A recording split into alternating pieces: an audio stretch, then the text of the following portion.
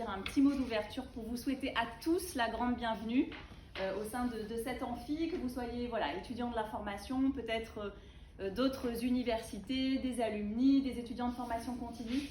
On est vraiment extrêmement heureux de pouvoir vous recevoir ici ce soir à la Maison des sciences de gestion. Je voulais évidemment saluer le travail formidable que mène l'association La Bulle, et en particulier nos deux maîtres de cérémonie de ce soir, que sont Nicolas et Pauline, qui font un travail absolument remarquable et qui ont mobilisé des professionnels extrêmement prestigieux pour venir échanger avec vous. Donc vraiment merci infiniment pour tout le travail que vous menez et qui participe aussi au dynamisme et à mettre en valeur le master.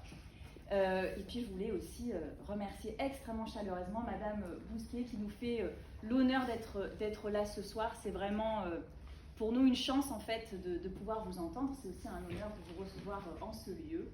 Et je crois que c'est une chance à double titre. Premièrement parce que Publicis c'est un écosystème qui fait rêver bon nombre de nos étudiants et donc on est très heureux de pouvoir avoir ce moment d'échange privilégié avec vous. Et puis c'est une chance aussi parce que nos étudiants sont en majorité, et ça se reflète bien dans la salle, des étudiantes. Et donc entendre aussi des parcours de femmes d'exception, c'est aussi pour nous quelque chose d'important. Et donc on est vraiment extrêmement reconnaissant que vous preniez de votre temps pour venir échanger avec les étudiants du master. Voilà, donc merci infiniment encore à La Bulle, merci à vous mesdames de votre présence, et puis très bonne conférence à tous. Cette publicité qui est aujourd'hui omniprésente dans notre quotidien est véritablement ancrée dans notre culture moderne. On considère l'apparition des premières agences de publicité dans les années 1800. Au fil du temps, elles ont connu des évolutions majeures, grandissant au même rythme que les grands événements historiques, des avancées technologiques, de l'évolution de la société, des mentalités ou encore des différentes lois et réglementations. Avec l'arrivée du numérique, celles-ci connaissent une transformation encore plus rapide. La publicité est aujourd'hui illimitée. Publicis est une de ces agences qui a su s'adapter aux évolutions de la société. C'est aujourd'hui le premier groupe publicitaire français et le troisième groupe mondial pour son chiffre d'affaires. L'agence a été créée par Marcel Blochstein-Blanchet, qui a fondé à seulement 20 ans, en 1926, l'agence. Publicis Group est aujourd'hui présent dans une centaine de pays sur les 5 continents, comporte environ 80 000 salariés et a fait 12,6 milliards de chiffre d'affaires en 2022. Nous accueillons une personnalité emblématique de cette institution du secteur, une femme qui, diplômée de sciences politiques et de Dauphine, membre fondatrice de Solidarité SIDA et du Festival Solidays, nous en parlerons, qui a évolué dans différentes grandes agences avant de prendre ses fonctions chez Publicis. Donc c'est avec un grand honneur que je vous demande d'accueillir une femme d'affaires, une femme engagée, une femme dynamique et enrichissante, Agathe Bousquier, présidente de Publicis Group France. Merci. Je peux m'asseoir ? Bonsoir à tous, bonsoir à tous. Alors, merci Pauline pour cette belle introduction. On voulait commencer par un premier point.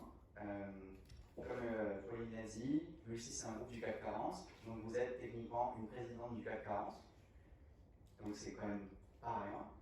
On aimerait savoir comment passe-t-on d'un engagement associatif, partant de Solidarité SIDA, vous étiez membre fondatrice, à arriver à un groupe du CAC 40, à sa présidence.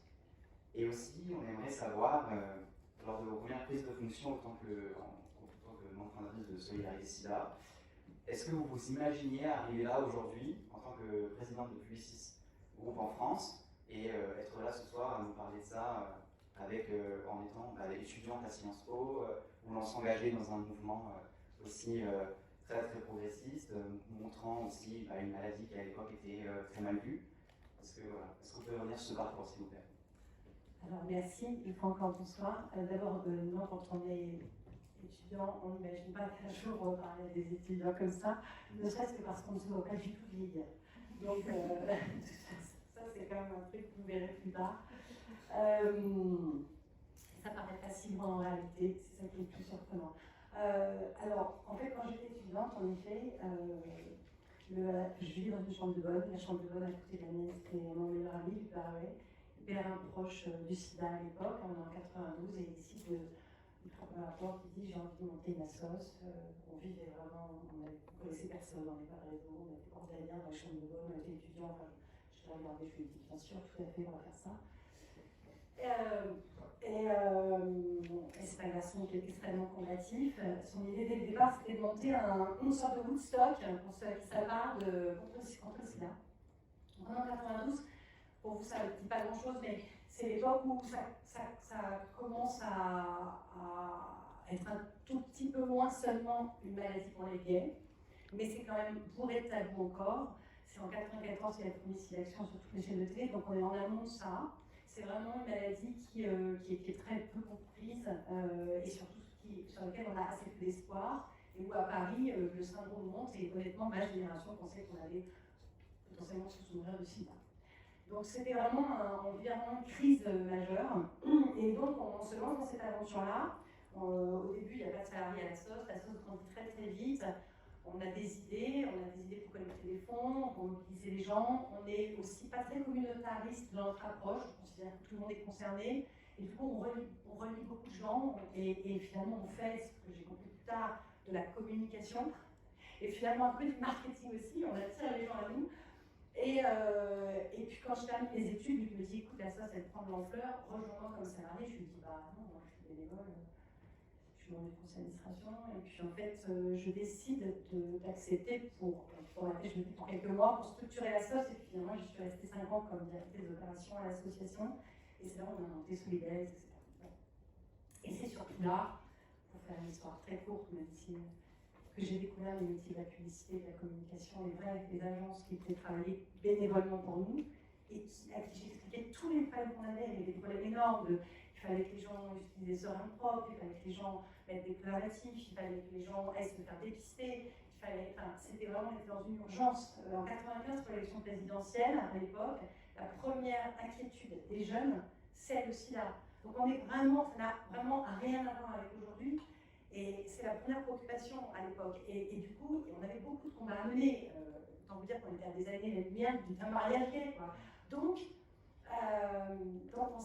on a fait énormément de communication, on a fait énormément appel aux agences. Et moi, j'ai découvert à ce moment-là ce métier extraordinaire des agences. J'ai découvert l'exigence, l'intelligence stratégique et créative. Et j'étais fascinée, à chaque fois que j'allais voir l'agence, ils disaient là ce serait super qu'on ait une campagne qui fasse ceci, ou qu'on ait une affiche pour Solidaires qui raconte cela. En fait, ils disaient ok, ils écoutaient, ils prenaient plein de notes, et puis ils revenaient, ils avaient pas tous ces slides, il n'y avait pas tous les réseaux sociaux, il y avait tout ça, mais il y avait déjà une grande idée stratégique, une grande cohérence stratégique, et après derrière une histoire, un visuel, quelque chose qui leur secoue, je me disais toujours, mais d'où ils sortent de ça? Et puis petit à petit, a grandi en moi l'idée que c'est ça que j'avais envie de faire, alors que bon, je ne savais pas très bien ce que je voulais faire. Et après, ça m'a plus lâché. C'est pour ça que je dis souvent que je ne serais pas présidente aujourd'hui de Publicis en France si je n'avais pas commencé ma carrière dans le monde associatif, parce que c'est dans le monde associatif que j'ai découvert le pouvoir de la communication, j'ai découvert vraiment le pouvoir de la publicité, d'une publicité utile et de la capacité intellectuelle et de la puissance intellectuelle qu'il y a derrière ce métier-là. Alors évidemment, après j'ai dit à la sauce et tous les gens qui m'ont trouvé que j'allais travailler, que je voulais travailler dans l'agence de pub, donc là, j'en ai perdu quelques-uns qui m'ont regardé en disant bon là c'est quand même pas du tout pareil.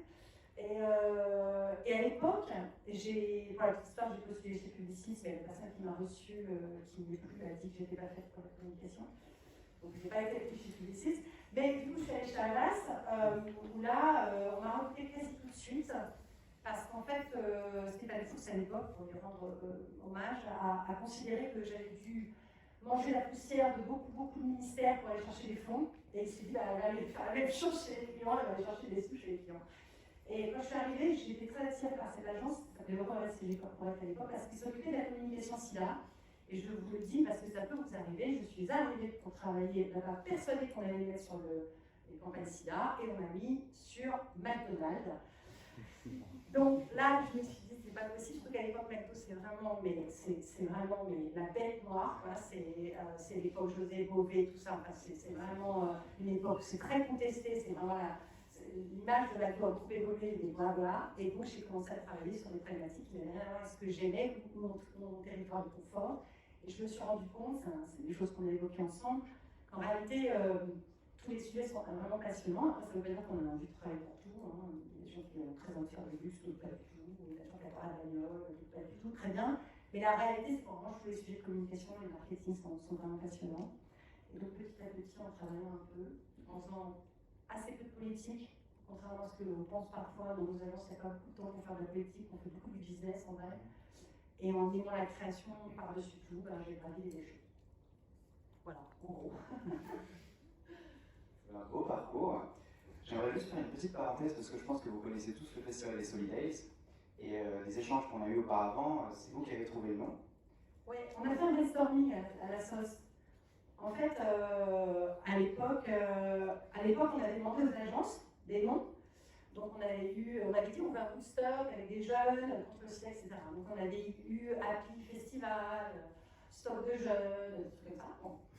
Et des grandes agences, hein. On regardait, ok. Et je dis écoutez, on va prendre des bénévoles, on va se mettre tous ensemble, et puis on va au restaurant, on va, pourquoi pas. Et en fait, j'ai trouvé pendant le brainstorming Solidays. Et pendant 3 semaines, personne n'a acheté l'idée parce que ça arrivait avec merguez. Et je me sers souvent de cette argumentation. Quand je vends des noms avec Carrément, votre agence design, je me sers souvent de cet exemple-là pour dire au client qui va acheter un nouveau nom, le nom, il ne vaut rien tant qu'on n'y a rien mis derrière. Solidays, il y a des gens pour qui ça veut dire merguez. Aujourd'hui, Solidays, mais les Solidays, ça devrait être à l'idée de personne de remettre en cause ce nom. Je le vois bien, pour les gens, ça dit plein de choses. C'est une ambiance, un tel esprit, c'est un lieu, c'est un moment.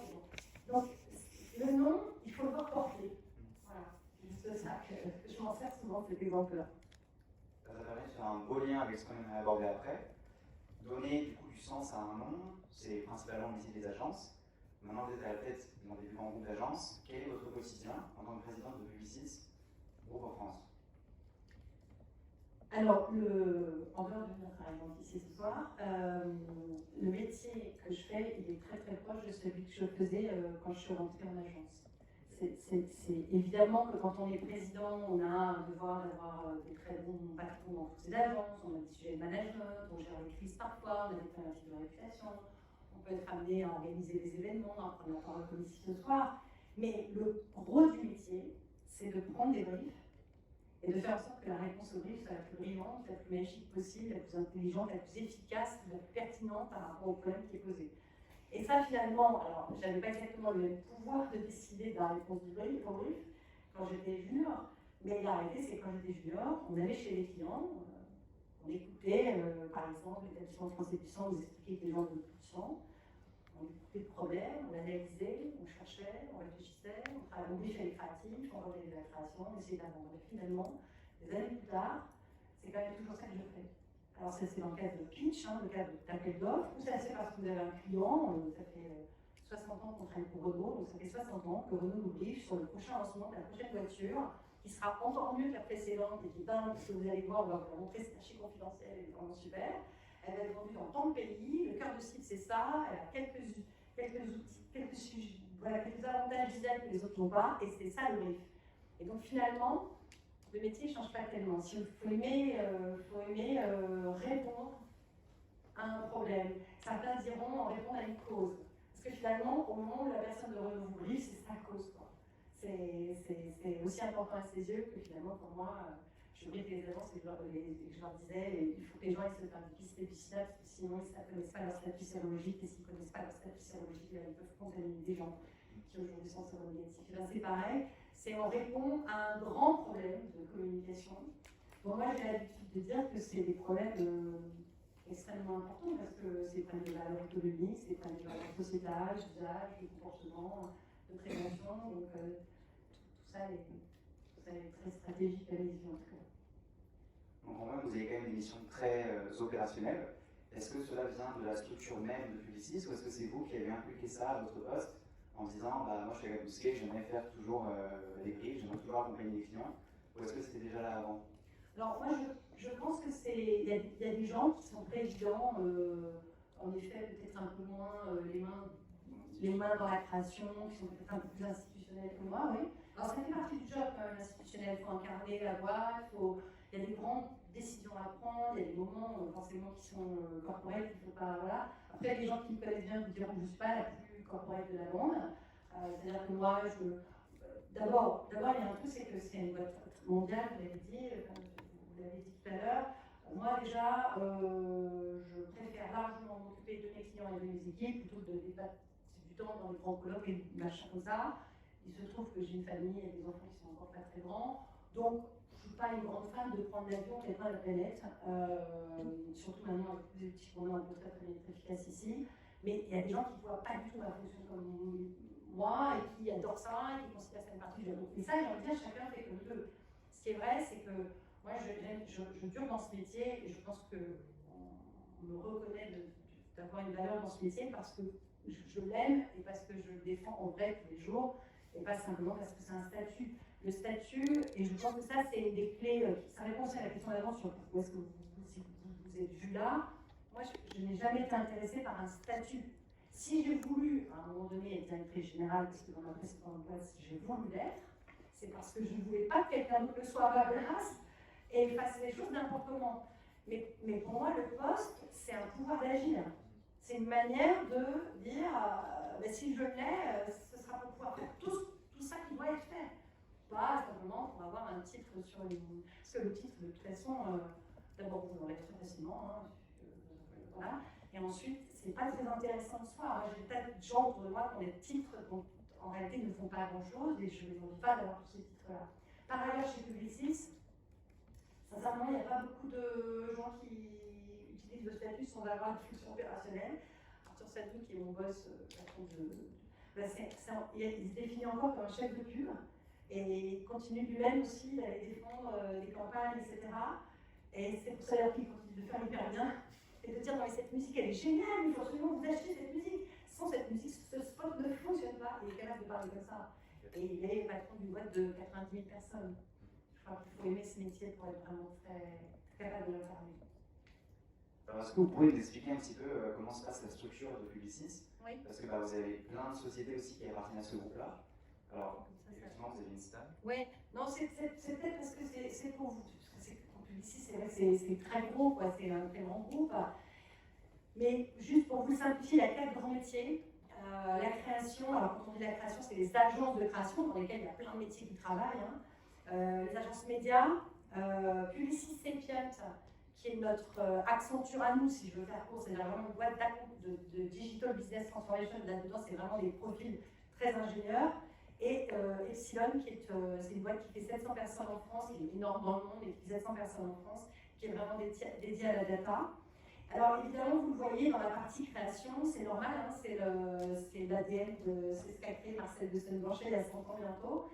C'est le cœur historique de Publicis, c'est les agences de création. Donc dedans, vous avez Publicis Conseil, qui est l'agence qu'il a créée en 1926, merci. Marcel, qui est une agence assez connue, Sachi, Overnet, Publicis Luxe, Publicis Consultant qui est très sur les PR, Publicis Live qui est notre agence événementielle, Publicis Sport qui est l'agence qu'on a créée il y a 4 ans et qui décolle évidemment parce qu'il y a un contexte dingue, Carré-Noir qui est l'agence de design, Azorfish qui est l'agence digitale et Prodigious qui est l'agence de production, qui est la première grande agence de production en France. Les agences médias, c'est des agences médias, donc en fait elles achètent de l'espace, elles définissent des stratégies médias. Donc là aussi il y en a plusieurs, mais c'est en gros, elles font toutes ce métier-là, simplement Zénith. C'est la plus grosse, elle va le faire pour les démarches. Là où Starcom va le faire plutôt pour la poste. Enfin, c'est vraiment des agences différentes, mais c'est le même métier là. Publicis Sapient, j'en ai parlé, c'est vraiment une sorte. Le plus simple pour vous décrire, c'est vraiment une boîte d'ingénieurs qui accompagne la transformation digitale et Epsilon donc sur la data. Et ça, c'est notre plus gros client. Alors, vraiment, il n'y a pas beaucoup de. Voilà, derrière ça, il y a aussi plein d'associations pour les postes, plein de petits clients. Et c'est vrai qu'on est assez connu pour Renault, on est assez connu pour Orange, on est assez connu pour. On fait Final Party, on fait Sephora, on s'occupe de Paribas. Enfin, on a évidemment, c'est normal, on est 5000, on a des très très grands groupes. L'Oréal, ça fait 70 ans qu'ils sont chez nous, Renault 60 ans, Nestlé, je crois, 70 ans. Voilà, c'est des clients emblématiques du groupe.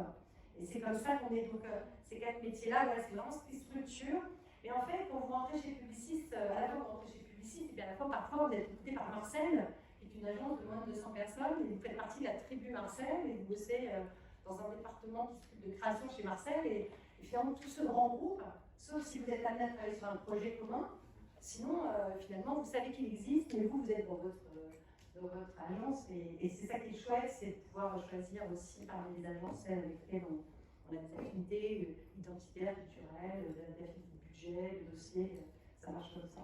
Mais c'est vrai qu'aujourd'hui, mon job à moi depuis 5 ans que je suis chez Publicis, ça a été beaucoup d'unir tout cet ensemble-là.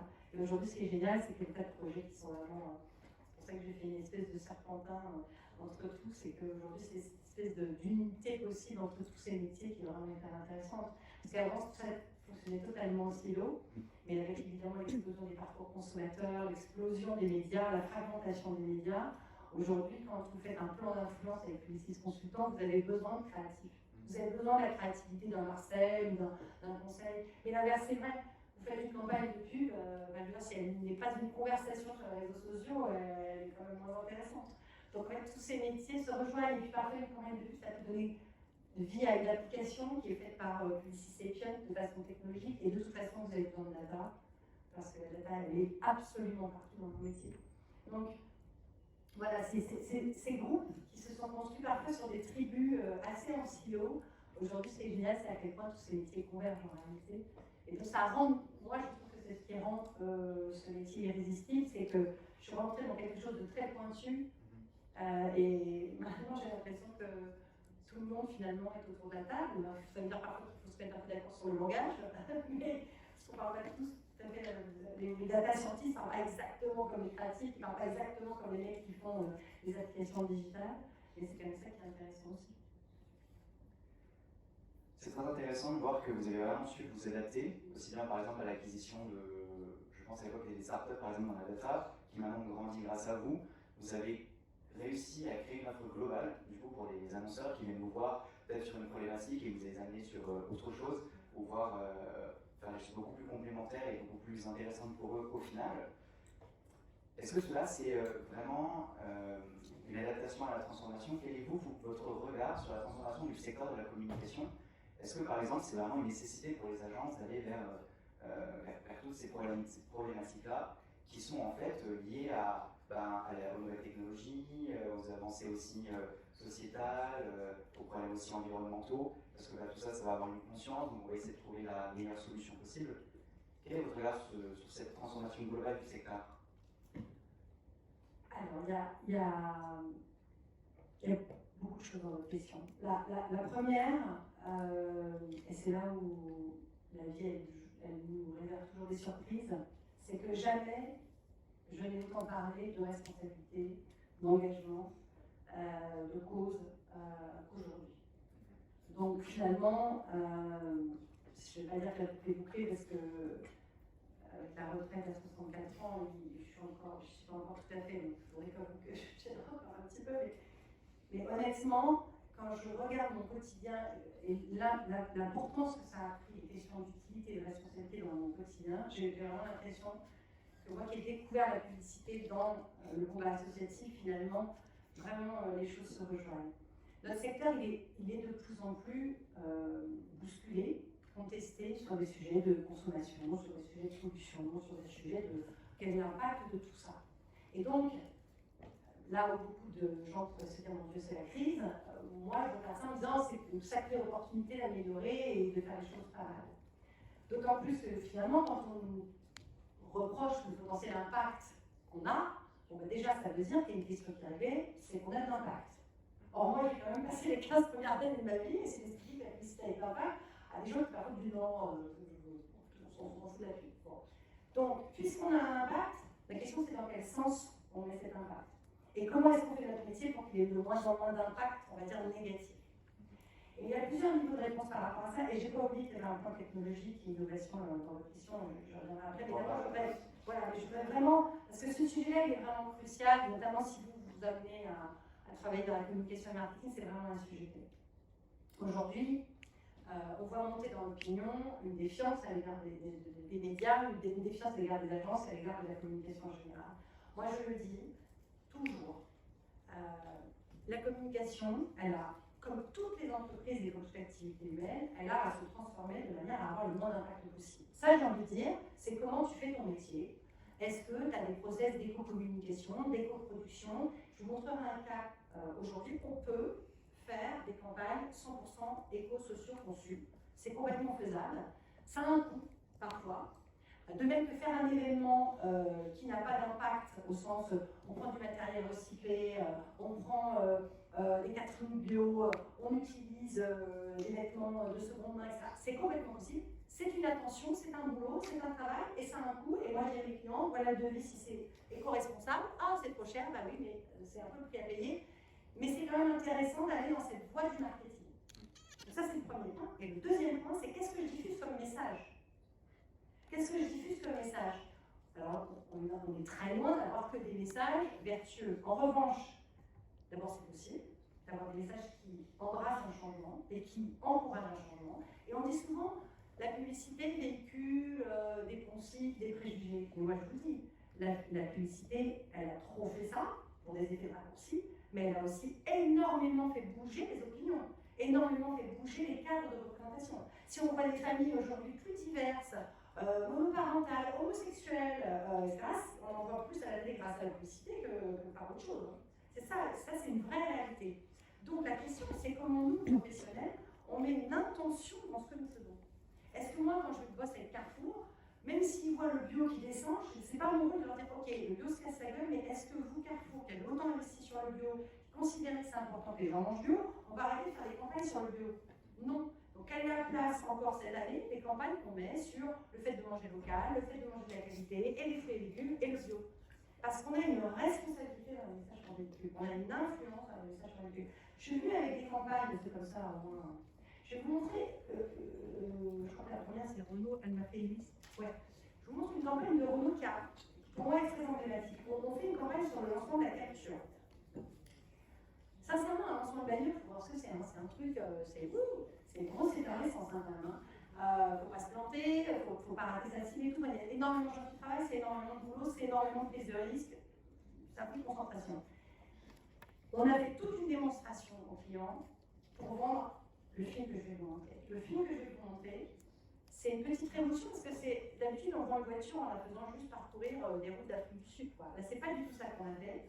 Je vais vous montrer le film et vous allez voir comment le message, d'une certaine manière, il participe d'une forme de nouvelle vague d'usage de la consommation automobile.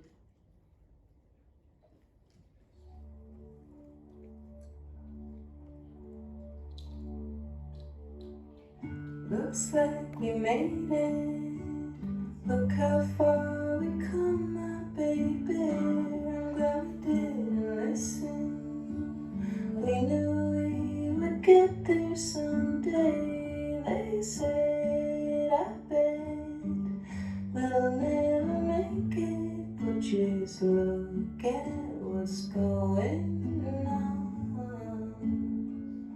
We're still together, still going strong. You're still the one I run to, the one that I belong to. You're still the one I want. Good night. On lance une voiture en disant qu'il ne faut pas l'utiliser tout le temps. Je vous montre un autre exemple pour Orange. Orange, il y a un moment qui est clé. C'est le moment de Noël. C'est là où ils font les plus grosses de leurs ventes de téléphone. Je vous montre le film qu'on a fait cette année qui a été, ça fait 15 ans qu'on bosse pour Orange, c'est le plus gros carton pour faire venir les gens en boutique ever avec le film de cette année. Je peux vous aider? Bah écoutez, j'hésite sur le reconditionné. Mais vous inquiétez pas, ils sont tous vidés, révisés et testés. Ah ouais? C'est le Père Noël qui s'en occupe.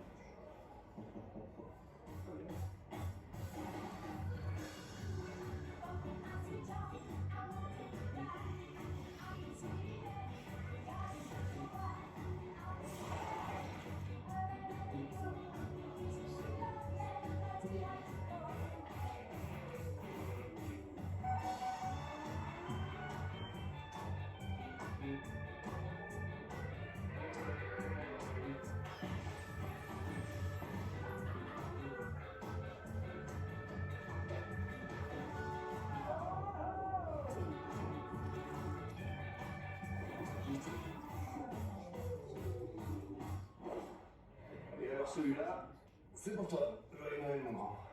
Je sais comment il fallait faire, ouais.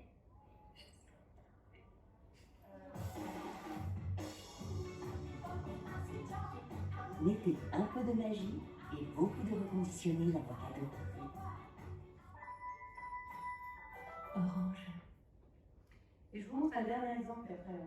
C'est ce qu'on a pu faire sur le repositionnement de la marque SNCF sur l'écologie. Il veut évidemment surfer sur le fait que votre génération hésite parfois à prendre l'avion. Et embarquer tout le monde sur le fait que d'associer le train, qui est cher, mais à un choix conscient d'écologie. Vous avez peut-être vu cette campagne, parce qu'elle n'est pas si...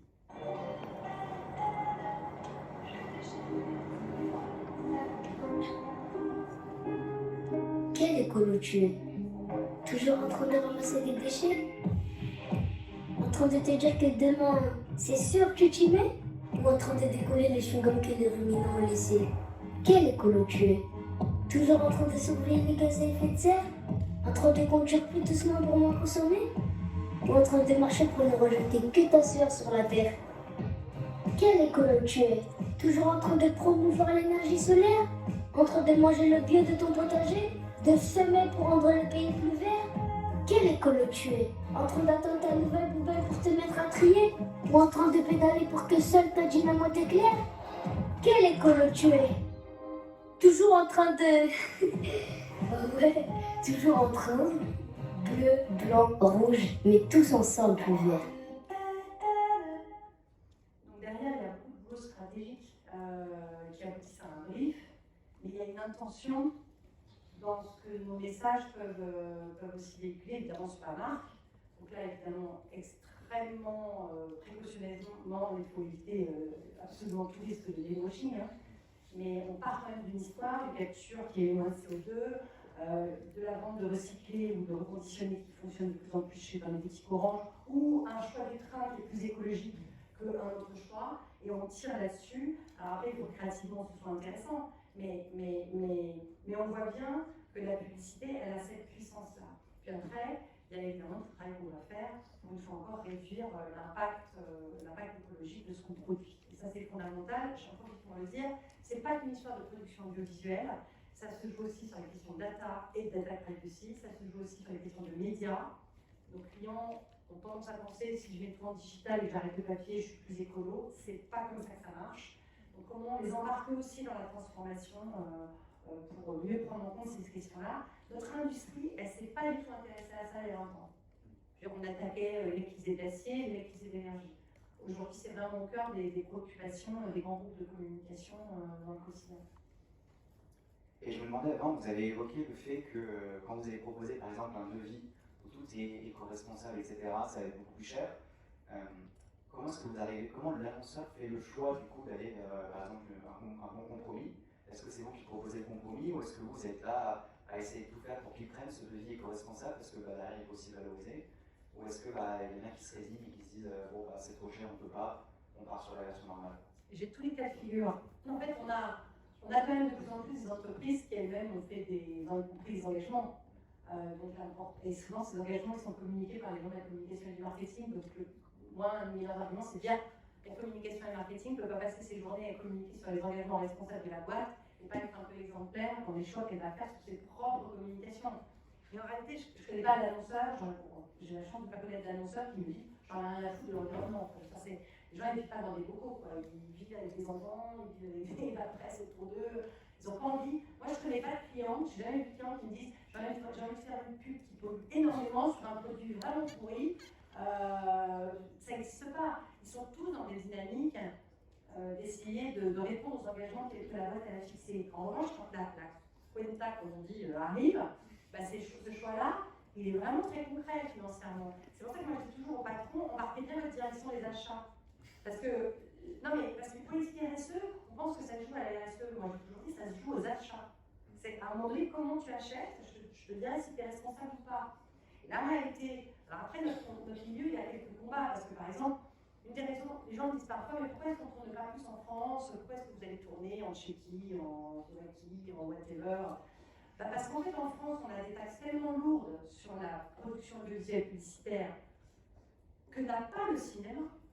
parce que le cinéma bénéficie historiquement d'énormément d'aides qui permettent de faire en sorte de détaxer les productions faites en France. Du coup, moi, la seule chose que je demande, c'est qu'on soit comme le cinéma et pas comme l'industrie pornographique, et que du coup, on puisse vraiment bénéficier de ça, parce que ça nous permettrait de beaucoup plus tourner en France.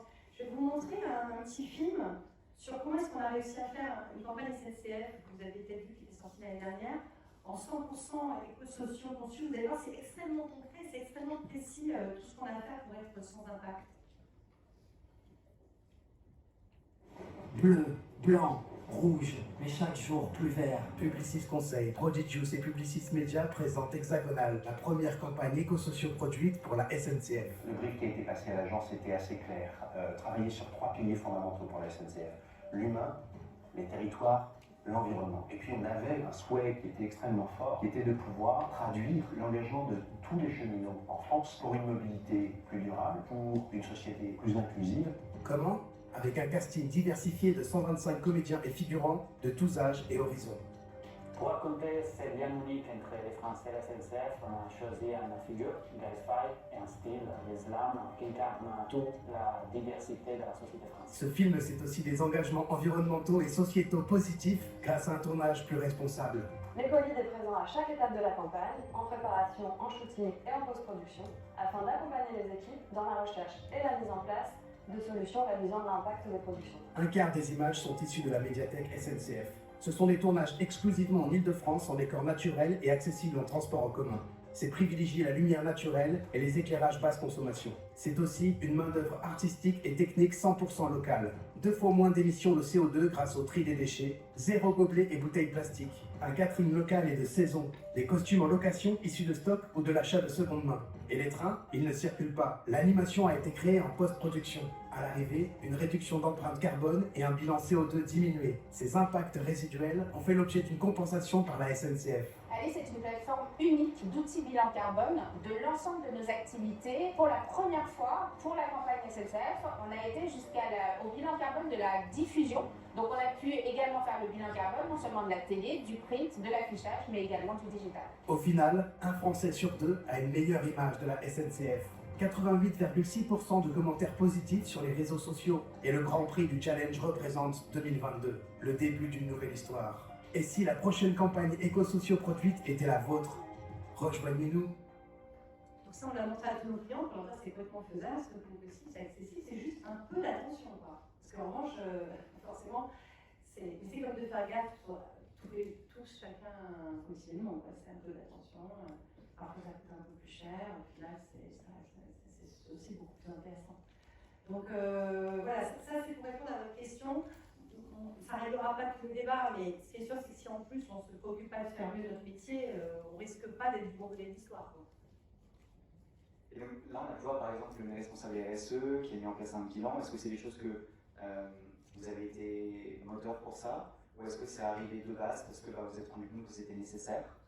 Comment ça s'est passé cet accompagnement des clients par rapport à des films comme ça chez Publicis? En fait, moi je suis arrivée, il y avait déjà un mouvement incroyable chez Publicis, et notamment Caroline Darmon qu'on voit dans le film. Ça fait des années qu'elle est responsable RSE d'une des agences, et je l'ai positionnée maintenant à la tête de la France sur le sujet de responsabilité. Mais en fait, ils avaient déjà cette idée qu'il fallait faire quelque chose il y a une dizaine d'années, donc ils avaient déjà créé ces fonctions-là. Après, il y a eu une accélération énorme, il ne faut pas se tromper, la Convention citoyenne, elle a beaucoup montré du doigt dans le cadre de la loi climat, les agences aussi, les médias, dans le rôle qu'ils avaient sur ce sujet-là. Donc c'est vrai que, d'une certaine manière, la contestation ou la pression qu'on reçoit des citoyens, elle nous aide à faire avancer un mouvement. Et tout à l'heure, vous parliez de la transformation du groupe Publicis, notamment par le digital, parce qu'on est assez connu pour ça, parce que c'est vrai que Maurice Lévy, l'ancien président du groupe Publicis, il a acheté Digitas, Razorfish, Sapiet, il a acheté à peu près tout ce qui est vraiment sur le marché. Donc on est très connu pour la transformation digitale, mais la réalité c'est que la révolution du moment, bien sûr on doit continuer à innover, etc., mais c'est vraiment une révolution sociétale qui est en train de toucher tous nos métiers. Et cette révolution-là, elle coûte aussi des investissements. On a développé Prodigious, en interne, c'est la plus grosse boîte de production en France de films, de print. On a développé énormément d'outils pour être capable de faire vraiment tous les bilans carbone, réduire l'impact de chacune de nos productions. Grâce, pardon de le dire, mais à tout ce qui s'est passé autour de la pandémie, on a appris aussi à être beaucoup moins nombreux à partir sur les tournages. On a fait une sorte de retour après le confinement. Il y a vraiment eu un sentiment de retour vers le futur pour nos métiers. Parce qu'on a tellement accéléré dans la pratique d'un monde à distance qu'en réalité, on a énormément diminué nos impacts. Et on n'est pas revenu en arrière. On a continué d'investir pour faire en sorte que finalement notre activité humaine, qui forcément a un impact comme toute activité humaine, elle soit en réduction de ça et en accélération de ça. Ça pose aujourd'hui énormément de questions encore, mais ça c'est une question qui se pose à l'industrie du gaming, c'est la question qui se pose à toute votre génération qui a très envie d'évoluer vers des mondes type métaverse. Tout ça aujourd'hui, on est en train d'étudier avec Caroline, comment est-ce qu'on peut recommander à nos clients, s'ils vont dans ces mondes-là, d'y aller avec des outils qui sont aujourd'hui les moins polluants, les moins impactants. On pourrait s'en foutre, on ne peut pas s'en moquer, parce que de toute façon, il finira par être réglementé. Et ce sera normal.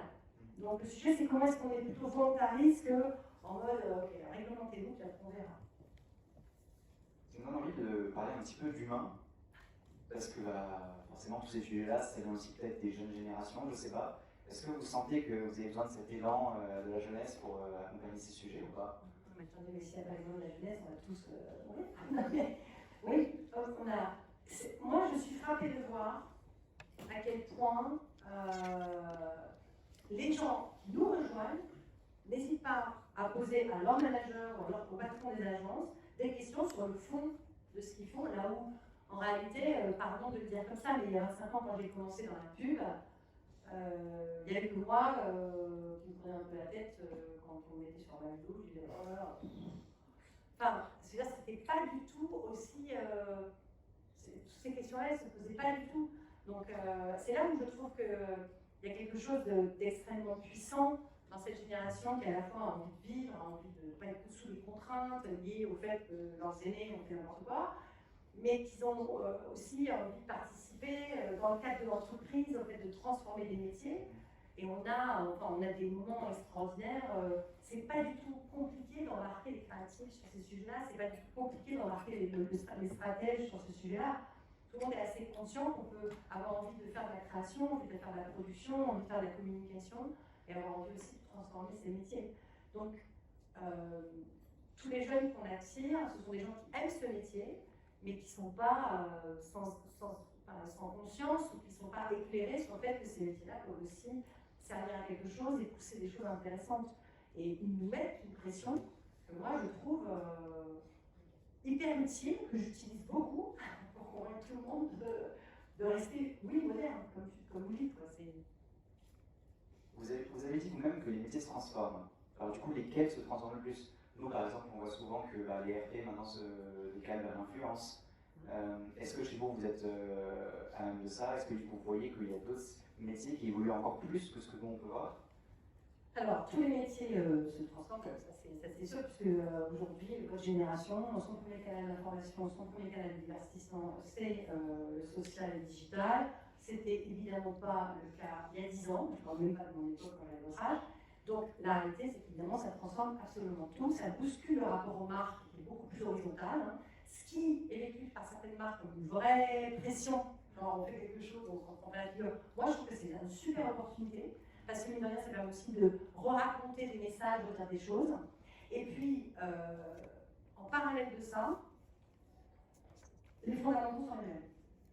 C'est-à-dire que c'est toujours une question de vision stratégique, c'est toujours une question de qu'est-ce que vous avez à dire, est-ce que vous avez des preuves pour le dire, et ces fondamentaux, ils sont juste augmentés par le fait que tout change.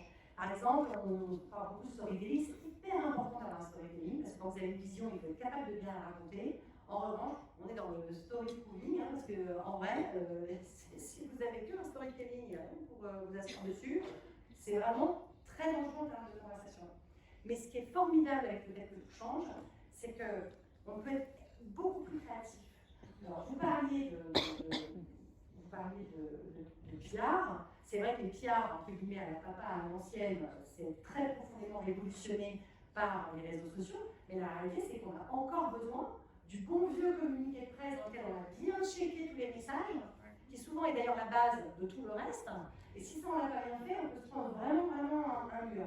Mais ce qui est sûr, c'est que pour affirmer la vision d'une boîte, il y a plein de choses sur le communiqué de presse. Je vous ai amené un exemple, on bosse pour la FNAC depuis des décennies. On a fait récemment un truc assez génial en pierre qui est cartonné, qui est très créatif. Le patron, Enrique de la FNAC, il voulait rappeler le côté très bataille culturelle de la FNAC. Franchement, la FNAC, c'est compliqué, c'est vraiment une histoire de marque, parce que honnêtement, on trouve tout en ligne. Pourquoi est-ce que vous allez sur fnac.com plutôt que sur Amazon? C'est vraiment une histoire de marque. Hein. Franchement, il faut avoir envie de la FNAC, il faut continuer à créer du désir de la FNAC. Et FNAC, c'était une boîte qui était très considérée comme un agitateur, c'était dans sa signature, un agitateur depuis 1954. Et nous, on voulait retrouver cet esprit-là. Et on a créé, alors c'est en anglais, mais je pense que tout le monde va s'en sortir, on a eu une idée, c'est de positionner la FNAC face au fait que les algorithmes décident de tout pour nous. Si vous êtes un dingue de manga, à force de chercher des mangas sur Internet, on va vous proposer que des mangas et vous avez aucune chance pour vous tous devenir un Colette. Mais là, c'est vrai. Si vous lisez Colette, il y a peu de chances. Alors en fait, moi j'aime les deux par exemple. Donc, on s'est servi de ça et on en a fait une réactivation qui a cartonné sur les réseaux sociaux et surtout on a fait une vraie posture de patron. Et c'est pas la posture du patron, alors au départ il y a un brief, mais c'est pas la posture du patron qui a dicté l'activation, c'est une idée d'un positionnement de marque qui a dicté l'application et qui a tenu un grand speech du patron. Je vous montre le case, comme on dit chez nous. It'll be very hard for people to watch or consume something that has not, in some sense, been tailored for them.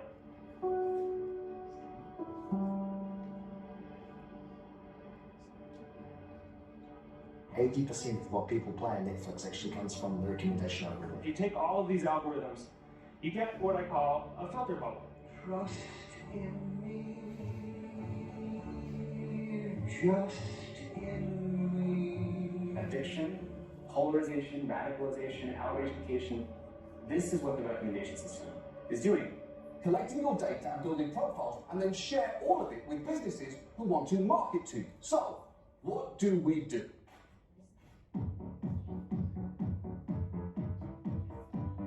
Unrecommended by the algorithm.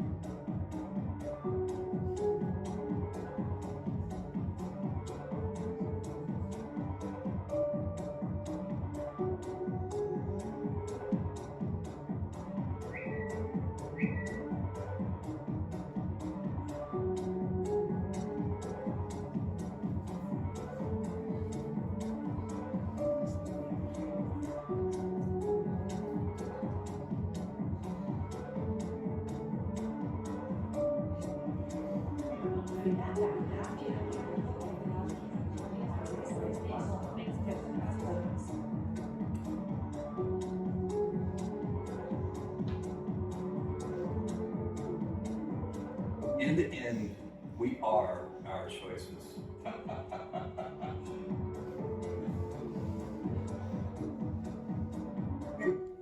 J'ai oublié de vous dire qu'on faisait de la politique, au fond. Ceci est très politique. Mais c'est ça une nouvelle façon de faire des pillards pour répondre à votre question et l'influence.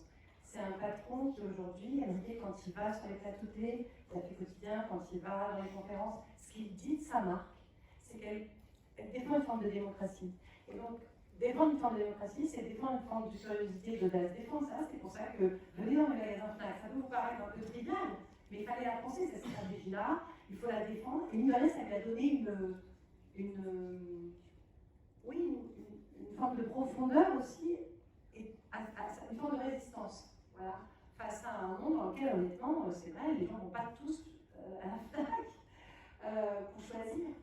Et donc ça, c'est Ça, c'était vraiment un beau billard dont on était très fiers et qui ressemble à rien à un billard traditionnel, mais qui, comme vous l'avez vu aussi, a embarqué énormément de billards traditionnels au milieu de tout ça, pour pouvoir évidemment faire parler cette activation.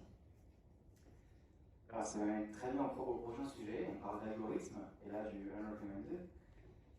Quels sont maintenant, on pourrait se dire avec le big data, toutes ces données quand on arrive à collecter et à analyser, quels sont les futurs canaux de communication qu'on va avoir plus tard? Comment est-ce que les annonceurs aussi sont peut-être à l'auteur à vous proposer des choses ou ont envie d'avoir des nouvelles choses? Comment est-ce qu'on fait de la R&D en communication basée sur les nouvelles technologies, etc. En fait, ce qui est génial avec la communication, et ça, je pense qu'il faut vraiment vous dire ça en tête, c'est que comme on regarde les opinions, on regarde les gens vivre, on regarde la data. Et la data, ça n'est rien d'autre que de la people science. Regarder la data toute la journée, c'est regarder comment les gens sont, comment ils vivent, trouver des insights consommateurs, essayer de comprendre un peu ces nouvelles tendances qu'il y a. En réalité, quand on a des créatifs, ils sont créatifs tout court. Alors après, ils ont des disciplines, mais quand même. Et leur job, c'est des choses qui n'ont jamais été faites. Et ça, quand vous avez une bonne stratégie d'un client et qu'il vous ouvre la voie à pouvoir créer des choses qui n'ont jamais été faites, grâce à la technologie, on peut carrément inventer des business. On peut carrément inventer des services. Il n'y a pas de limite. Je suis venue avec un exemple que je vais vous montrer, qui est hyper intéressant. Tout à l'heure, je vous ai montré Renault. Le directeur de création qui travaille chez nous sur Renault, en fait, il était toute la journée dans cette idée de il faut que je vende des bagnoles plus électriques, plus électriques, plus électriques. Sauf qu'en fait, à chaque fois qu'il recevait un brief, on disait bon, attention, parce qu'on se rappelle que les Français, s'ils n'achètent pas des bagnoles électriques, c'est parce qu'en fait, ils ont peur de ne pas trouver des bornes de charge électrique. Donc en fait, à un moment donné, il a dit mais est-ce que c'est pas le rôle de Renault d'inventer un service où il y a plus de bornes de charge électrique? Sauf que Renault, ils n'ont pas que ça à faire que d'investir des milliards d'euros dans des bornes électriques. Et donc, il a eu une idée, et on l'a faite. Elle a été lancée, il y a 3 jours, et ça fait 1 an qu'on travaille dessus avec Sapiens, donc la partie, notre partie conseil stratégique et technologique. Mais ça, ce que je vais vous montrer qui vient de sortir, c'est nous qui l'avons produite avec Renault. C'est un an de boulot de R&D, c'est de la pure data techno, mais au départ, c'est une idée qui est née de l'interaction entre un planner et un directeur de création d'une agence de pub la plus traditionnelle, puisqu'elle est née en 1926. En 2020, Renault a créé le premier village 100% véhicules électriques. 2 ans plus tard, les ventes de voitures électriques ont explosé, mais il n'y a toujours pas assez de bornes de recharge, particulièrement dans les petits villages. C'est pourquoi Renault veut transformer chaque village en un village électrique. Comment? Renault Plug-in, une plateforme qui met en relation les conducteurs de voitures électriques avec les possesseurs de bornes de recharge privées. Les habitants sont invités à rejoindre le réseau Plug-in en louant leurs bornes de recharge privées aux automobilistes de passage. Et ainsi développer le tourisme de recharge. Et pendant qu'ils attendent que leur voiture se recharge, ils peuvent découvrir des restaurants et des boutiques, redonnant vie à ces petits villages charmants et un peu oubliés. Avec Plug-in, Renault a pour objectif de construire une communauté de recharge unique et à la croissance rapide. Pour prouver que les voitures électriques peuvent aller partout, tout en encourageant un tourisme responsable. Et voilà. Donc ça, c'est le film qu'on a posé il y a 1 an. Donc on avait trouvé le nom, le logo, ça existe l'idée. Et Lucademio, il a dit, le patron de Renault, il a dit OK. Donc après, on a mis une armée de développeurs, etc. L'appli, là, ça y est, elle est en ligne. Donc elle va être, l'idée, c'est qu'il y ait plein de gens qui en local, se disent tiens, j'ai envie d'être une borne de recharge et de développer un peu comme ça, une communauté un peu à la gare ou Airbnb, enfin whatever, enfin quelque chose qui a donné. Voilà, et on fera tout comme ça dans cette idée. C'est un vrai business, c'est une innovation, c'est un service, ça répond à une vraie tension sur le marché. Et une fois encore, c'est une idée créative. Et ça, avant, nos agences, elles avaient moins conscience de leur capacité à créer des services, mais en réalité, c'est assez cohérent avec le fait qu'on comprend les changements, les évolutions du monde, les services dont ils ont besoin, etc. Et alors, est-ce que vous n'avez pas peur de l'intelligence artificielle? Parce qu'on voit pas mal de choses passer, que ce soit ChatGPT ou logiciels qui peuvent, à partir d'un brief, créer une image. ça fait quand même un peu peur, je pense, quand on travaille dans une agence de pub, de se dire que la production peut s'arrêter parce qu'un logiciel arrive à tout faire tout seul. Alors d'abord, l'intelligence artificielle, il y en a partout. On vit avec, dans le programmatique, dans nos agences, il y en a partout. Et donc cette partie-là, genre, est-ce qu'on a peur en général l'intelligence artificielle? Moi, je réponds toujours, à la mesure où on vit avec depuis beaucoup d'années déjà et qu'elle nous a permis de faire beaucoup de choses, non. Là, ce qui est très nouveau, c'est en effet avec ChatGPT, c'est cette démocratisation de quelqu'un qui fait en 12 secondes l'exposé de mon fils à ta place. Ça me fait très très peur. Je le dis, hein, je trouve que pour moi, le plus gros problème, c'est pas pour les publicitaires, le plus gros problème, c'est vraiment pour le corps enseignant. Parce que l'assainissement des eaux en France, l'exposé de mon fils a vraiment été fait en anglais en 12 secondes. Donc là, je me suis dit, je ne sais pas être prof, je ne sais pas comment vous allez faire pour être prof. Je suis contente de ne pas avoir choisi d'être prof, je ne sais pas comment ils vont s'en sortir. Cela étant dit, pour l'instant, ce que je vois arriver, c'est sur les... Vous savez, toute l'industrie qui consiste à créer des contenus, des posts, du community management à la chaîne. Donc il faut trouver des images, on va aller des slogans, des accroches, etc. Ce que j'ai vu récemment, c'est des jeunes qui se servent de ça pour avoir une petite espèce d'inspiration, pour trouver des idées rapides. À ce stade, c'est ça que j'ai vu. C'est pas ça qui remplacera de très grandes idées qui peuvent aboutir à des très grandes créations. Mais après tout, peut-être qu'un jour ce sera ça. Ce qui est certain, c'est que ça créera forcément de nouvelles opportunités, de nouveaux marchés. Je crois quand même sincèrement qu'il y a une chaîne très très très sensible qui va de la compréhension d'un insight assez pur au départ. Par exemple, les femmes célibataires avec enfants, elles sortent moins, du coup elles utilisent moins Tinder, Mythique, etc. Et du coup, qu'est-ce que Mythique peut inventer comme service pour faire en sorte qu'elles se sentent autorisées, même si elles sont femmes célibataires avec enfants, à sortir? Ça, c'est un insight très sensible. Et de transformer ça en une création qui donne envie aux femmes d'aller sur Mythique, ce chemin-là, il est encore, 25 ans après que j'ai commencé dans ce métier, il est encore extrêmement sensible, il est encore extrêmement humain. Et donc, d'une certaine manière, s'il y a des étapes qui peuvent être rendues plus rapides par ChatGPT, je veux bien, mais pour l'instant, j'ai pas vu ça. Voilà. Donc, je ne suis pas hyper effrayée par ça. Je pense que ça peut permettre de simplifier des choses qui, de toute façon, vont être industrialisées, automatisées. Voilà, et ça fera partie de tout un tas d'outils qu'on a qui nous permettent de faire plus vite des choses plus faciles. Mais là, ça se trouve, dans 20 ans, mon discours, c'est... Je sais pas, on verra. On verra. Mais donc, voilà. Vous verrez peut-être plus que moi, parce que moi, je serai là, peut-être. Et dans un peu de préparation, on parlait du marketing de la voix. Comme quoi, c'était quelque chose qui n'était pas encore trop présent aujourd'hui, mais qui est voué à se développer, notamment avec les enceintes connectées, ou même le podcast qui prend plus de place. Est-ce que vous êtes déjà dessus, ou est-ce que c'est encore un temps embryonnaire? Comment ça se passe? Alors, c'est les deux. On est complètement dessus. C'est encore au tout début, à mon avis, il va se passer plein de choses. On est en plein boom des boîtes synthèse. Alors, nous, on est la boîte qui, je pense, fait travailler le plus de comédiens, artistes, etc., parce qu'on produit des milliers et des milliers et des milliers de contenus par jour. Et on continuera de le faire. On aura toujours besoin des acteurs, des voix. Il faut encore cette sensibilité-là. En revanche, avec les boîtes synthèse, il y a une chose qui a transformé qui est assez intéressante. C'est qu'on arrive vraiment à faire des voix qui sont très très très proches des voix humaines et qui permettent pour tout un tas de contenus un peu mécaniques où à la fin il faut juste changer un mot, on a oublié une mention légale, il faut la rajouter. Et ça en fait il faut le faire en 120 langues en une nuit. Ça typiquement, ça c'est en train de se développer. Il faut encore, ça rejoint un peu ce que je disais sur ChatGPT, c'est que sur cette partie automatisation, oui c'est très complémentaire. Et ce qui est génial, puisque vous parlez des podcasts, c'est vrai qu'on a développé tout ça d'une force. Il y a des tas de podcasts qui ne pourront pas être autant audibles avec des voix de synthèse. Mais moi, je vous ai amené quelque chose qui vous raconte ce qu'on fait sur Lancôme, puisqu'on fait tous les contenus de Lancôme,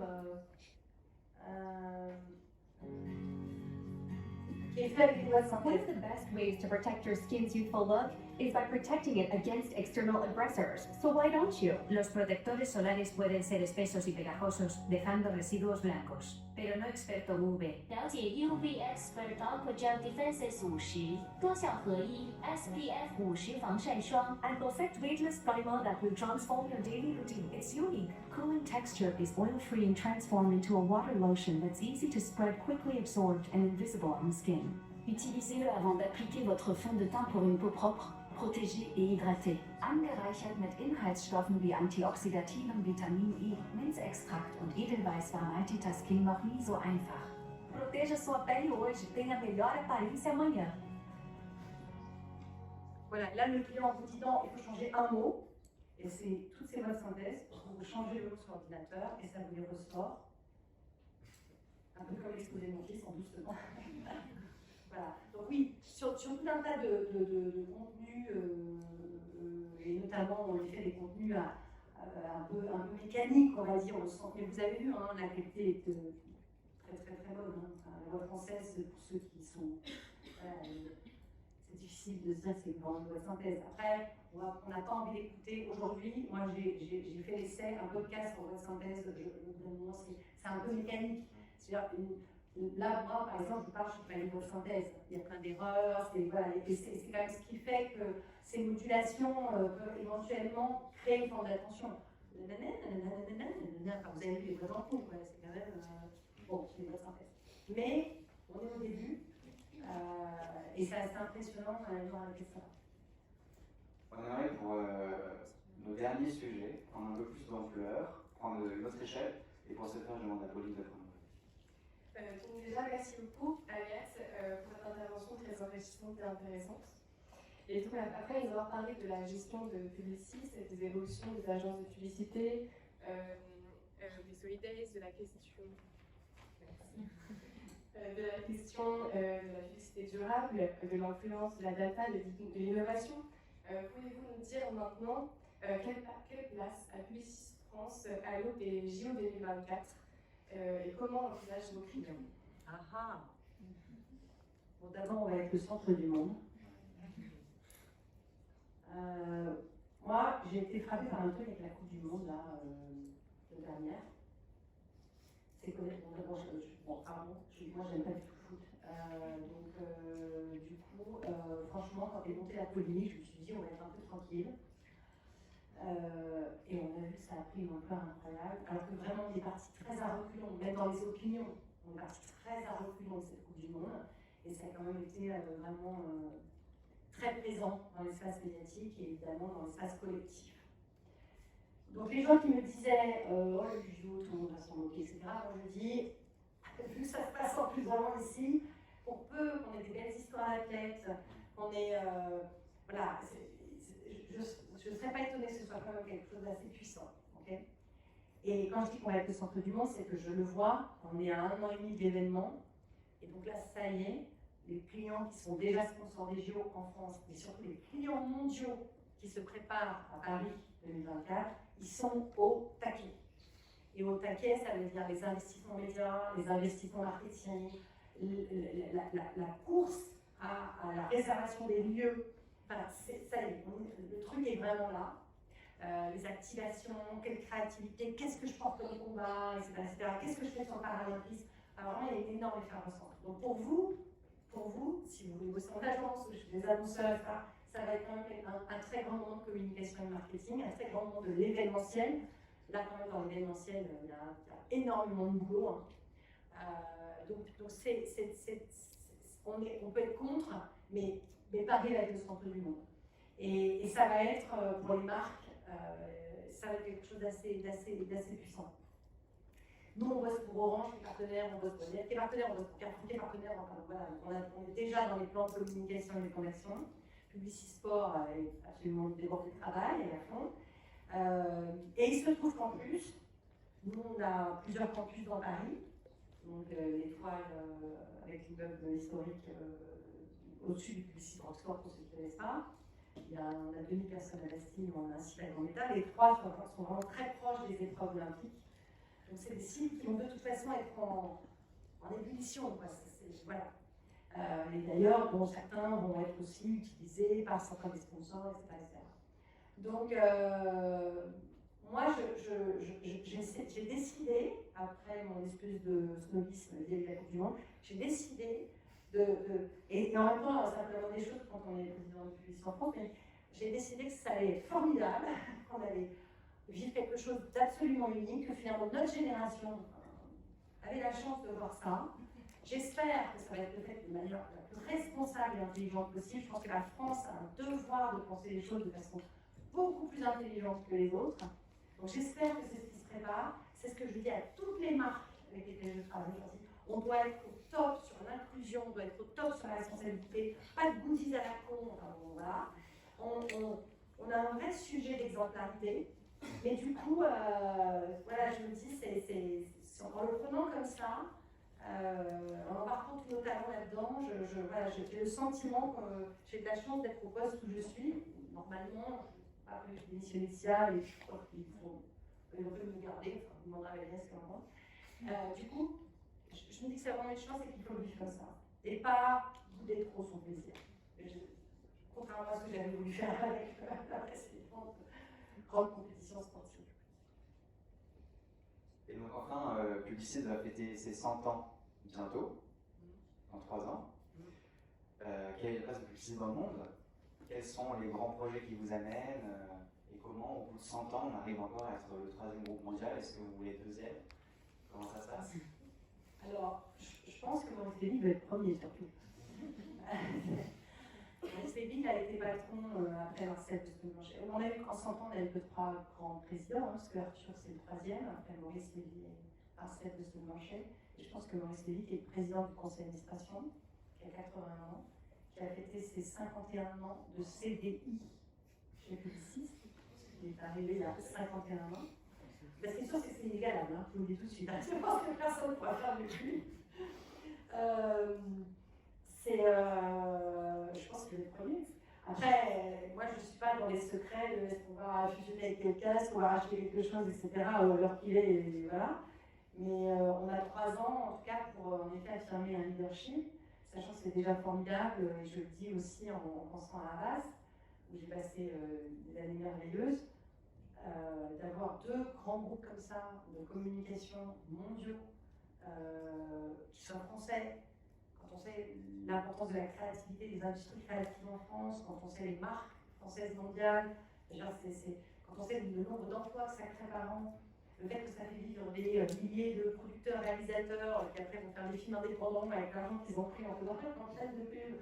Non mais c'est extraordinaire que les métiers que ça fait vivre.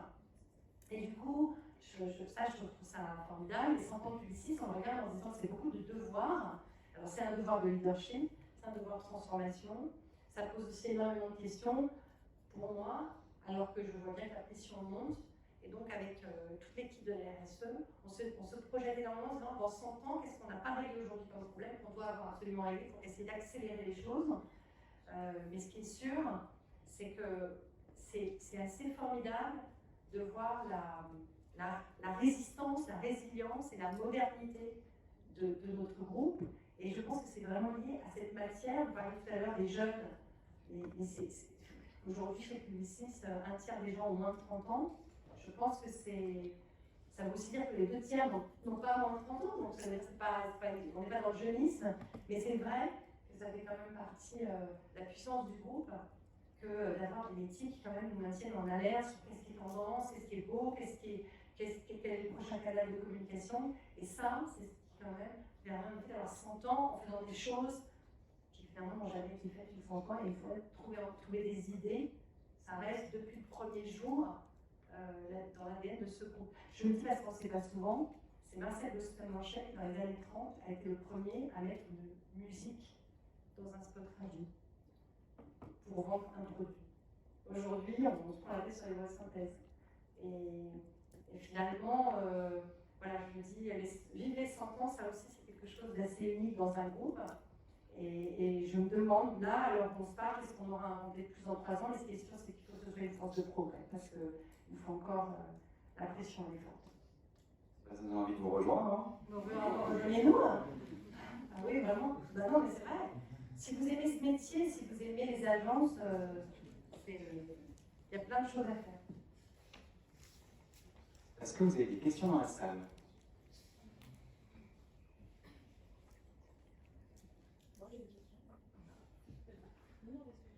J'ai une question vis-à-vis de l'éthique et des nouvelles technologies type neuromarketing, etc. C'est interdit en France aujourd'hui, ça commence à émerger aux États-Unis. J'aimerais avoir votre avis là-dessus. Moi, je suis assez contente qu'en France, on ait des règles. Je suis très contente qu'en Europe, on se pose des questions aussi sur des plateformes. Je suis une femme de réglementation.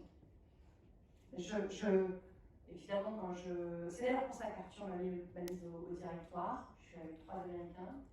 Et quand je suis aussi nommée au directoire, donc qui est vraiment la tête de publicité dans le monde, je lui dis, mais moi je suis patronne de la France, c'est un tout petit pays. Enfin, je suis la deuxième dans l'ordre, mais je fais 7% du business, pourquoi tu me nommes moi?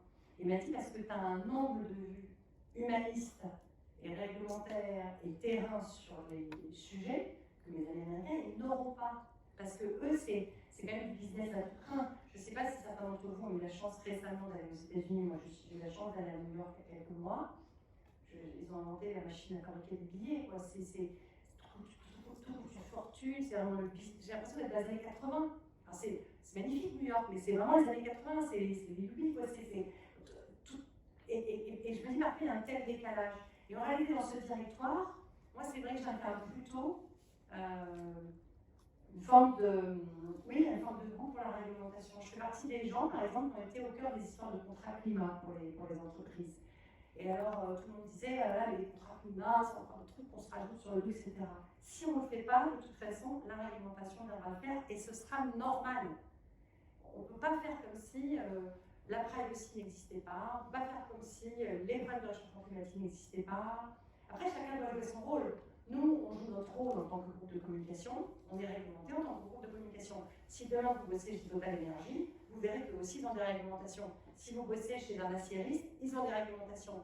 Après, on peut considérer qu'elles ne sont pas assez fortes ou trop fortes, chacun est plus ou moins libéral, plus ou moins étatique. Moi, je fais partie des gens qui n'ont pas peur de la réglementation. Parce qu'il y a 20 ans de ça, quand je suis arrivée dans ce secteur, la loi Sapin est arrivée. C'était arrivé quelques années auparavant. C'est-à-dire que les gens avant moi, ils ont gagné énormément d'argent. Les gens après moi, quand je suis arrivée, on a gagné beaucoup moins d'argent. Ben oui, mais enfin, c'était pas transparent. C'était pas transparent. Le système était totalement pollué par le manque de transparence. Les annonceurs, les médias, les agences, tout le monde était un peu complice d'un système qui n'était pas transparent. Moi, j'ai pas voulu, parce que quand je suis arrivée, la loi était déjà passée. Mais la réalité, c'est que quoi? C'était mieux avant? Non, c'était moins bien avant. Donc cette réglementation, les gens qui ont vécu avant, ils vous disent que c'était vachement mieux avant, mais au nom de quoi c'était mieux? Au nom des voyages qu'ils faisaient, de l'argent sur leur compte en banque? Donc finalement, pas au nom de grands principes. Notre secteur, c'est exactement le sujet que j'ai avec les plateformes digitales. Le sujet qu'il y a avec les plateformes digitales, c'est que je travaille toute la journée, je souhaite qu'il y ait le maximum d'éléments très clairs sur les performances de campagne, comme pour la télé, comme pour la presse, comme pour n'importe quel média. Et donc, sur les histoires on a énormément de chance, la Fondation progresse, on est tous contents de tous les progrès que ça fait, mais à un moment donné, on ne peut pas l'utiliser n'importe comment et dans n'importe quel but. Moi, je considère qu'on a une chance d'être dans un groupe français qui a une vision, qui doit être restée humaniste. Évidemment, les Américains, ils jouent leurs règles du jeu, ce sont les leurs, ils ne vont pas être plus royalistes que le roi. Mais en revanche, si on me demande mon avis, moi je préfère qu'il y ait des règles. J'adorerais qu'elles soient les mêmes pour tout le monde. Ça va très bien, mais c'est parfait. Moi j'avais une petite question, mais par rapport à ce que vous venez de dire, j'en ai une deuxième. Déjà par rapport à la réglementation, est-ce que vous pensez que ce serait plus juste d'instaurer une loi par rapport dans la réponse des briefs des agences de rémunération, parce que quand on fait des compétitions, que ce soit dans la pub, mais aussi en événementiel, etc., quand on perd un brief et qu'on a avancé pas mal, on a fait des investissements, est-ce que ce serait intéressant qu'on ait intéressant et mieux pour les agences d'avoir une loi dans ce sens-là? Et ma deuxième question, c'était par rapport, quand on reçoit un brief d'une agence par rapport avec laquelle on n'a pas d'affinité, mais avec laquelle on n'est pas en accord avec les valeurs, etc.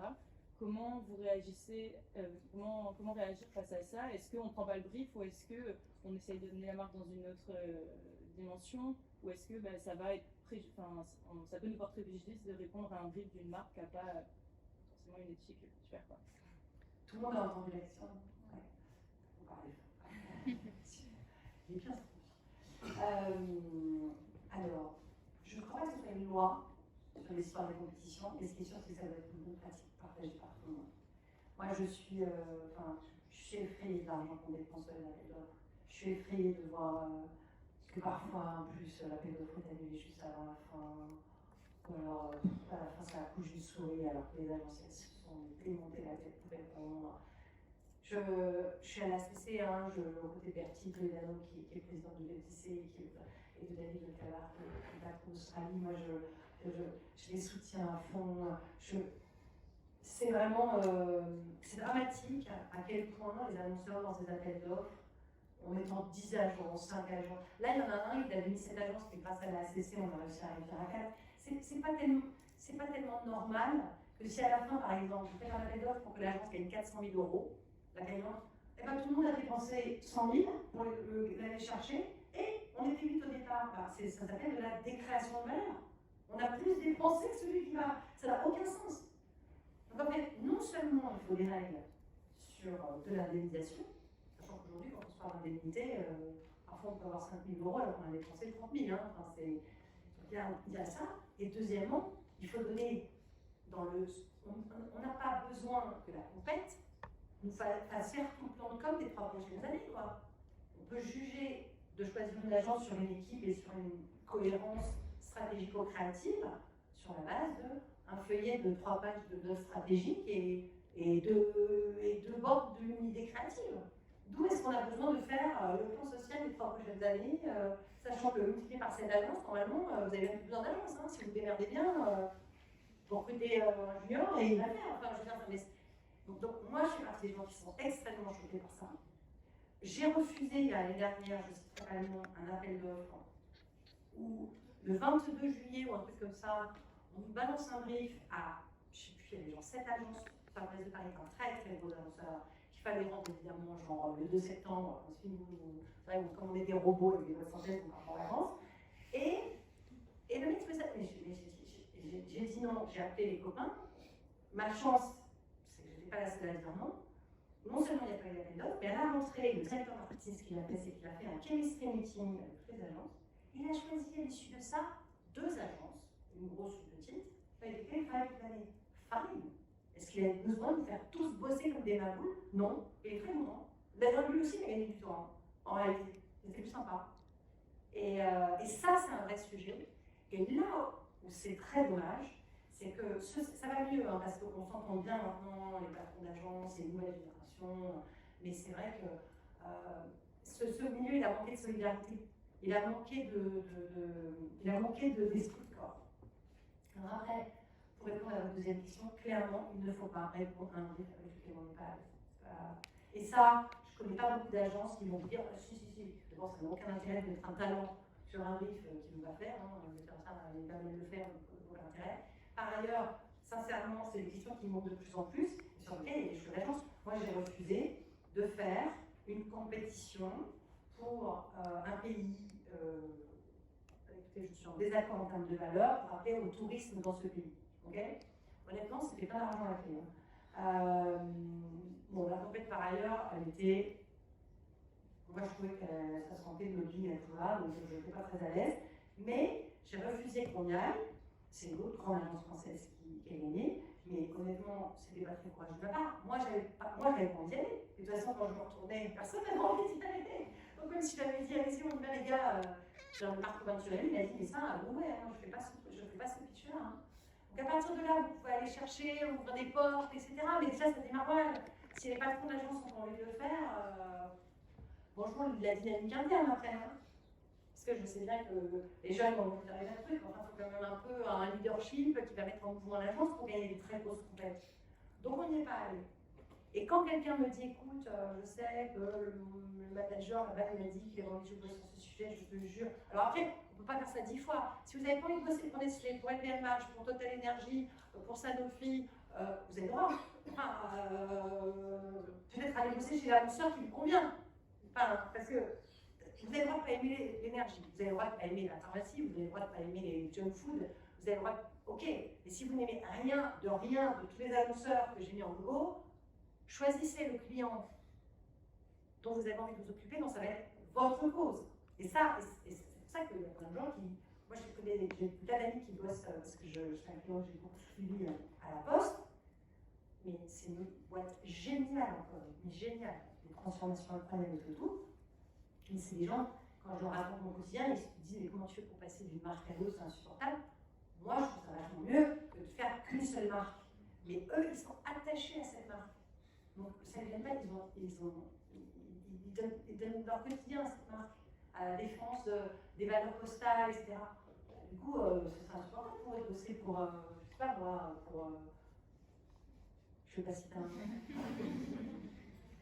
Mais vous voyez, donc en tout cas, il ne faut pas travailler. Mais il faut le dire intelligemment, il faut pas juste dire. Il faut dire voilà, je ne suis pas très avec cette marque. D'ailleurs, c'est intéressant de dire pourquoi. Et moi, je préférerais bosser sur autre chose. Il faut le dire. Parce que sinon, vous êtes malheureux. C'est quand même un boulot, il faut être un peu. Ça peut être dur parfois, hein, on ne rigole pas tous les jours, hein, mais il faut quand même être un peu en affinité avec le sujet. Après, moi, je n'étais pas en affinité avec McDo il y a 30 ans. Mais non, mais vraiment pas. En fait, après, ils m'ont fait travailler sur toutes les fondations, etc. On a commencé par la phase sud parce qu'ils ont senti que c'était compliqué pour moi. Et en fait, je me suis quand même rendu compte qu'il y avait une transformation qui était intéressante. Donc en fait, la marque après m'a intéressée. On a fait des trucs en créa qui étaient sympas. En fait, je me suis rendu compte que c'était pas tout blanc, tout noir, quoi. Et qu'il y avait une conscience quand même chez ces gens-là qu'il fallait qu'ils se transforment. Et ils se sont beaucoup transformés. Je pense que c'est aussi pour ça que c'est un success story autant ici. Donc finalement, il y avait quelque chose d'intéressant dans la démarche. C'est pour ça qu'il ne faut pas être un peu. Il faut vraiment étudier le sujet. C'est comme ceux qui disent ah, j'adore le luxe. Bah, ouais. Tout le luxe, quoi. Ok. Pour un peu voir les choses, il y en a quand même, moi j'ai pas trop envie, quoi. Il y en a qui ok, puis d'autres un peu moins. Enfin, c'est le luxe, c'est large, quoi. Il y a des trucs plus intéressants que d'autres. Donc voilà. Et ça, je pense que c'est un truc, quand on arrive, c'est de ne pas avoir trop d'idées préconçues. Un peu ouvrir un peu les chakras, on peut avoir des petites surprises. On va prendre une dernière question. Encore merci pour toutes vos connaissances que vous venez de nous apprendre, pour tout votre parcours qui est assez impressionnant quand même, et surtout de pouvoir être à la tête de Publicis France qui, on ne le présente plus, donc personnellement je suis assez impressionnée.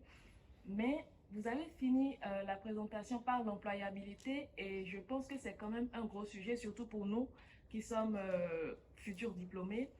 Et donc, j'ai deux aspects de la chose dont j'aimerais entendre votre avis. D'abord, il y a la question de l'alternance qui prend de plus en plus de place dans les effectifs de presque toutes les entreprises, en tout cas en France. Et donc, à Publicis France, quel est le pourcentage d'embauche de profils externes par rapport au profil alternant déjà dans l'entreprise, d'une part, et puis de l'autre part sur la question de l'employabilité, toujours dans la communication sous toutes ses formes en réalité. Qu'est-ce que vous en pensez? Est-ce qu'il y a un énorme turnover? Est-ce que c'est un milieu de plus en plus saturé? Et quel est l'impact que le Covid en fait a laissé sur l'employabilité dans le métier? Et finalement, qu'est-ce que vous nous conseillez, nous? Non, merci beaucoup pour ces questions. Alors, nous, on a 2 campagnes par an de recrutement d'alternants stagiaires. Pour les agences que j'ai montrées tout à l'heure, on a essayé, d'ailleurs il y a une journée agence ouverte, vous pouvez voir toutes ces agences, le 21 mars à Bastille, dans le logo de Bastille, si vraiment vous êtes les bienvenus. Et comme ça permet de rencontrer carrément les Osachi, Prodigious, etc. et de discuter avec les, comprendre un peu, voilà. Et donc, on recrute, quand on a une trentaine d'agences, il y a environ 300 alternants stagiaires chaque semestre, et on en recrute environ 40%. Pas uniquement, je le disais tout à l'heure, pas uniquement parce que les 60 autres nous intéressent pas, mais parce que parfois nous, on les intéresse pas. Hein. Pour la culture, certains ne veulent pas rester, et c'est bien leur droit. Donc c'est très important pour nous. Et on est vraiment, on va se dire, on est vraiment en recherche de jeunes talents. Quand vous parlez d'employabilité, moi je pensais pendant le Covid, pendant le confinement, c'est très bien ce qui s'est passé, peut-être vous l'avez senti, mais quand on est patron, moi j'ai vraiment vécu le confinement en me disant ça va être la crise, ça va être l'enfer, ça va être la crise, ça va être l'enfer. On a bossé comme des dingues, on est sorti du confinement, je me suis dit, on bosse tellement comme des dingues, on a tellement besoin de recruter, c'est génial d'avoir plein de gens disponibles, il n'y avait plus personne de disponible. On ne trouvait plus personne. C'était dingue. On était comme des oufs, on avait énormément de boulot, on avait plein d'offres d'emploi et il n'y avait personne à recruter. C'était complètement fou. On est rentré depuis la sortie du confinement dans une guerre des talents que je n'ai jamais connue depuis 25 ans que je bosse. Jamais ça a été aussi tendu. Sur tous les profils. Sur les profils data, sur les profils digitaux, sur les profils de chefs de projet événementiel, sur les profils PR. Alors évidemment, vous allez dire, bah oui, il y a quand même des gens qui ne trouvent pas de boulot. Peut-être, mais sincèrement, des offres en charge de publicité, ils ont 200 offres d'emploi ouvertes. Enfin, c'est incroyable. Et c'est pas publiciste, il y a du travail. Après, est-ce que, par rapport au boulot que la personne veut faire, elle correspond, le salaire lui plaît, c'est à côté de chez elle, ça peut être qu'après, il y a plein de choses qui rentrent en ligne de compte. Mais il y a une vraie dynamique. Et j'en parlais avec mes copains américains, eux ils sentent un petit frémissement négatif, etc. Alors en France, pour l'instant, sur mon métier, moi je ne le ressens pas du tout. Mais pas du tout. Donc, le conseil que je vous donne, c'est, moi j'ai le sentiment que c'est un moment, alors je ne sais pas à quel moment est-ce que vous, là vous êtes passé en alternance, c'est ça? Vous êtes en alternance. On est tous en alternance. Et donc, vous travaillez après ou vous continuez vos études, je ne sais pas quel s'arrête. Franchement, s'arrêter aujourd'hui, arriver à la fin des études aujourd'hui, c'est well done. Hein. Enfin, je veux dire, bon chantier à un moment, c'était vraiment la grosse crise, mais on est post-guerre du Golfe, etc. C'était vraiment la crise en Europe. Mais là, pour vous, c'est vraiment un contexte qui est extrêmement porteur, mais de toute façon, vous pouvez le sentir. Sur les métiers du marketing, de la data, de la transformation digitale, il y a du travail. Ce qui vous permet, alors, de vous poser la question pour savoir vraiment ce que vous avez envie de faire, d'éventuellement choisir aussi un peu votre patron, si jamais vous avez plusieurs heures, et surtout de bien choisir pour y rester un petit peu. Parce que vous parlez de l'employabilité, le suivi de votre employabilité à court terme, moi je trouve qu'elle se posera. Enfin, je pense qu'elle va être plus cool que plein d'autres générations. Parce que le travail, il y en a. Le problème, c'est aller quelque part, puis plus tard, vous avez déjà pris 10% ou 15% sur le marché. Hein, donc, hop, changer. Il faut que vous vous disiez un truc, c'est que, et je ne plaide pas que pour ma paroisse quand je dis ça, c'est d'une façon générale, c'est que je pense qu'on gagne à affronter les difficultés, quel que soit le travail. Quand vous prenez un nouveau job, le début c'est beaucoup découvert, c'est sympa, c'est facile, vous rencontrez les gens, etc. Puis à un moment donné, vous allez rentrer dans le dur d'un sujet, d'une crise, d'un plan de communication. Voilà. C'est parce que, planté ou pas planté à la fin, mais vous allez vivre ça, que vous aurez quand même appris un truc. Donc dans une période d'euphorie, moi j'ai des copains en ce moment qui sont dans l'événementiel, ils peuvent changer de boulot toutes les semaines, hein, ils font une augmentation au passage, hein, c'est vraiment, il y a du travail dans l'événementiel. Mais quand même, quelle trace ça va laisser, quel apprentissage ça va laisser, etc. Sédimenter un peu, ça a aussi de la valeur. Donc en termes d'employabilité, je dirais, profitez de ce moment pour chercher, regarder, tester des choses que vous aimez, etc. peut-être. Mais attention de ne pas avoir des parcours trop mercenaires dans les premières années. Il faut que finalement, on ne sait plus très bien ce que vous avez appris à bouger du temps. J'ai quelqu'un, j'ai ça, mais il faut que vous sachiez que j'ai quelqu'un il n'y a pas si longtemps qui m'a dit, au bout d'un an un junior, hein, qui m'a dit, je vais enlever le Publicis parce que j'ai fait le tour de Publicis. Je suis restée très zen. Je dis d'accord, si je fais le tour de Publicis, je viens de voir qu'on t'aura fait le tour de la face. Normalement, en 8 mois, tu as fait le tour. Non, il faut faire attention voilà, d'apprendre des choses. Et pas juste être une fusée. bien, merci à tous. Merci à vous pour votre attention.